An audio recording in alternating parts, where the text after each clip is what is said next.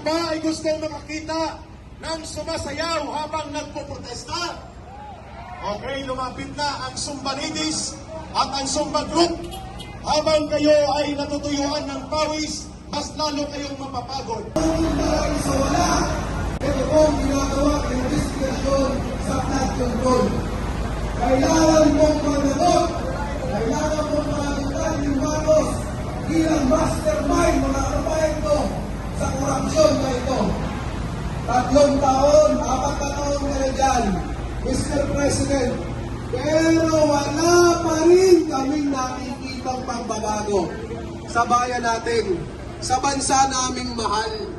Pinagkatiwalaan ka ng mga Pilipino, pero anong ginawa mo? Ninakaw mo ang